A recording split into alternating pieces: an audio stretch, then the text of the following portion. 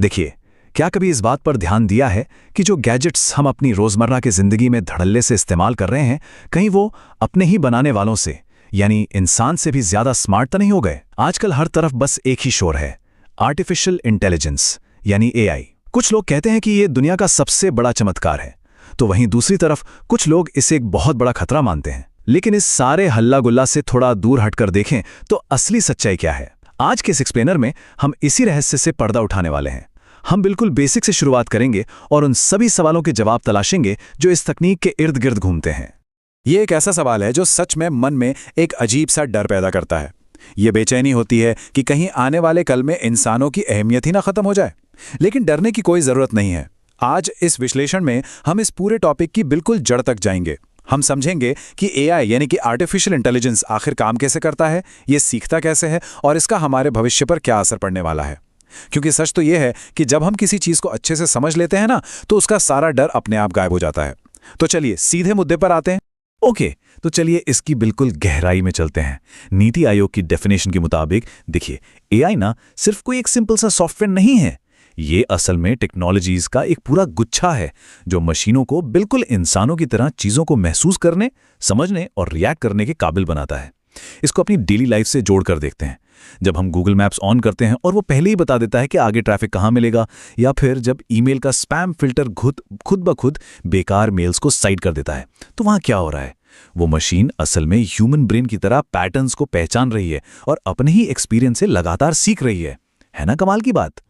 अब यहाँ पर टेक की दुनिया का एक बहुत ही बड़ा एकदम फंडामेंटल शिफ्ट समझना जरूरी है। पहले क्या होता था? ट्रेडिशनल प्रोग्रामिंग में कंप्यूटर को हर एक छोटे काम के लिए एकदम स्टेप बाय स्टेप हाथ से लिखे हुए रूल्स देने पड़ते थे। लेकिन मशीन लर्निंग बिल्कुल ही अलग चीज़ है। इसको एक बहुत ही सिंपल उदाहरण से समझते हैं। मान लीजिए हमें किसी मशीन को सिखाना है कि बिल्ली कैसी दिखती है, तो हम उसको बिल्ली के अंगों का कोई बायोलॉजिकल रूल नहीं बताएंगे, बल्कि हम उसको सीधा बिल्लियों की हजारों तस्वीरें दिखा देंगे। मशीन उन तस्वीरों को देखकर खुद ही पैटर्न पहचानना सीख जाएगी। ये बिल्कुल वैसा ही है जैसे हम किसी छोटे बच्चे को दुनिया के बारे में सिखाते हैं, रूल से नहीं, एग्जाम्पल से। तो अब सवाल ये उठता है कि आखिर ये मशीनें सीखती कैसे हैं? इसके 3 मुख्य तरीके हैं। पहला है सुपरवाइज्ड लर्निंग।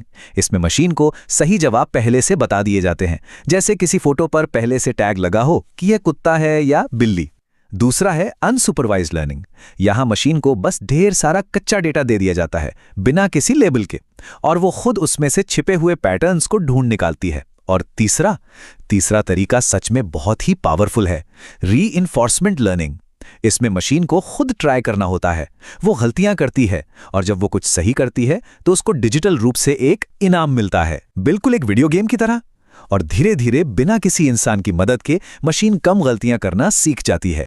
अब इस स्लाइड पर जो डिटेल है ना, वो सच में बहुत दिलचस्प है। ध्यान दीजिएगा, मशीन लर्निंग बहुत बढ़िया चीज़ है, पर जब डेटा बहुत ज़्यादा कॉम्प्लेक्स हो जाता है, जैसे तस्वीरें या आवाज़ें, तो इसको इंसानी मदद की ज़रूरत पड़ती है।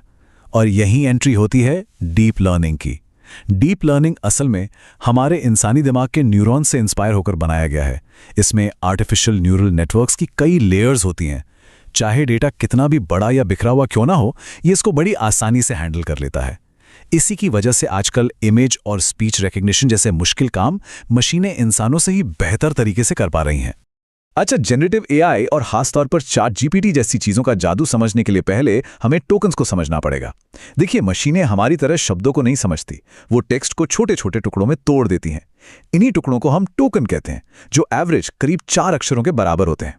फिर इन टोकन्स को एक बहुत ही कॉम्प्लेक्स मल्टी डायमेंशनल स्पेस में नंबर्स या वेक्टर में बदल दिया जाता है। फिर होता यह है कि जिन शब्दों का मतलब एक जैसा होता है, उनको इस मैथमेटिकल स्पेस में एक दूसरे के आसपास रख दिया जाता है। तो सच कहूं तो ये कोई जादू नहीं है, ये पूरी तरह से हाई लेवल मैथमेटिक्स का कमाल है। तो चलिए देखते हैं कि जब चैट जीपीटी से कोई सवाल पूछा जाता है तो असल में बैकग्राउंड में क्या होता है। सबसे पहले ये उस सवाल को उन्हीं टेक्स्ट टोकन्स में तोड़ देता है जिनके बारे में हमने अभी बात की। उसके बाद ट्रांसफॉर्मर नाम का एक नेटवर्क उस पूरे वाक्य के कॉन्टेक्स्ट को एनालाइज करता है। फिर आती है सबसे मेन बात, ये पूरी तरह से स्टैटिस्टिक्स और मैथ्स का यूज करके ये गेस करता है कि अगला सबसे सही टोकन क्या होना चाहिए। ये बिल्कुल हमारे बचपन के उस गेम जैसा है जहां हमें फिल इन द ब्लैंक्स करके सेंटेंस पूरा करना होता था। बस फर्क सिर्फ इतना है कि चैट जीपीटी ये गेम अरबों डेटा पॉइंट्स और क्रेजी कैलकुलेशंस के साथ खेल रहा है और इसी से एक परफेक्ट जवाब तैयार हो जाता है। लेकिन असली कहानी अब शुरू होती है।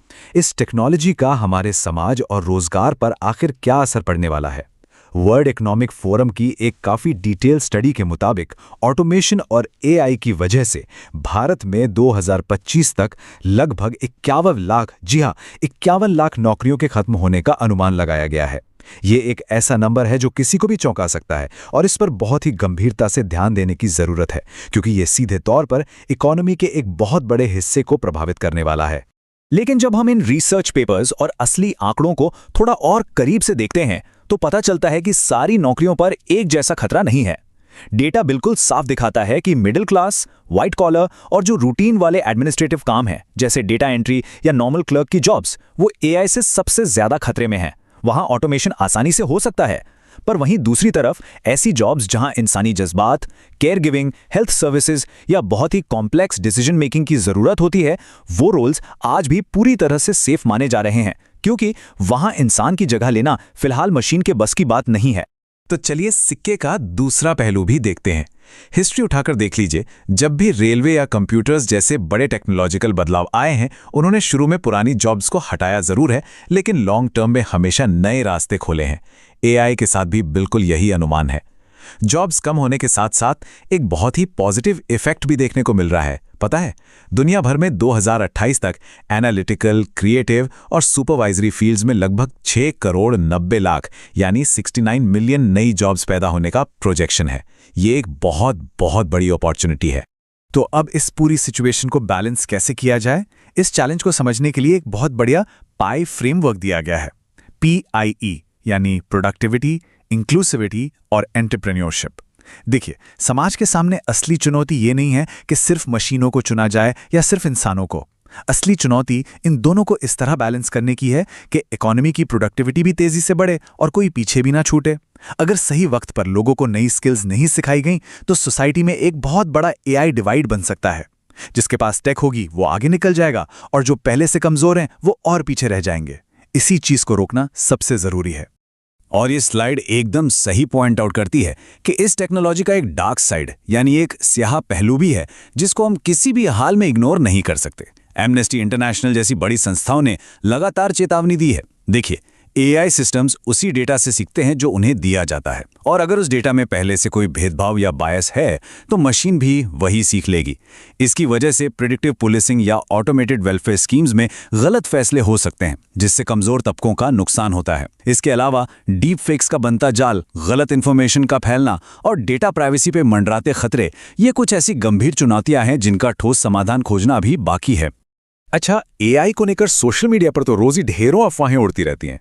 तो चलिए यहाँ कुछ सबसे कॉमन मिथ्स को फटाफट बस्ट करते हैं। पहला मिथ कि एआई इंसानों की तरह सोचता और फील करता है। फैक्ट ये है कि बिल्कुल नहीं, ये स्ट्रिक्टली सिर्फ और सिर्फ प्रोबेबिलिटी और मैथ्स के हिसाब से काम करता है। दूसरा मिथ, एआई इंसानों को पूरी तरह रिप्लेस कर देगा। फैक्ट ये है कि इसको डिजाइन ही इसलिए किया गया है ताकि ये हमारे डिसीजन मेकिंग को और बेहतर और तेज बना सके। और तीसरा, सबसे बड़ा मिथ कि एआई हमेशा सही जवाब देता है। फैक्ट यह है कि एआई कभी-कभी बिल्कुल गलत इंफॉर्मेशन भी पूरे कॉन्फिडेंस के साथ दे देता है, जिसे टेक्निकल भाषा में हैलुसिनेशन कहते हैं। इसीलिए इंसानों की कॉमन सेंस और क्रॉस चेकिंग आज पहले से भी ज्यादा जरूरी हो गई है। तो इन सभी बातों को ध्यान में रखते हुए भारत इस 4th इंडस्ट्रियल रेवोल्यूशन के लिए खुद को कैसे तैयार कर रहा है, यहां एक बहुत ही अग्रेसिव और पॉजिटिव अप्रोच देखने को मिल रही है। नीति आयोग की जो #AI for all पहल है ना, उसका टारगेट 2027 तक भारत में एक $17 बिलियन का एआई मार्केट खड़ा करना है। पर सबसे अच्छी बात यह है कि फोकस इस बात पर है कि ये डेवलपमेंट सबको साथ लेकर चले। आज इंडिया की ऑलमोस्ट 94% कंपनीज अपने कर्मचारियों को इस नई टेक के हिसाब से अपस्किल करने की प्लानिंग कर रही हैं। मतलब पूरा फोकस अब सिर्फ मशीनों पर नहीं है, बल्कि इंसान और एआई दोनों मिलकर कैसे फ्यूचर बनाएंगे, इस बात पर है। इस पूरे विश्लेषण को अगर एक लाइन में समेटा जाए तो नोबेल प्राइज विनर प्रोफेसर डैरोन एसमोग्लो का ये कोट बिल्कुल सटीक बैठता है। उन्होंने कहा था, इस सारी एआई की चर्चा से एक शब्द गायब है और वो शब्द है चॉइस, चुनाव। ये सच में कितनी गहरी बात है।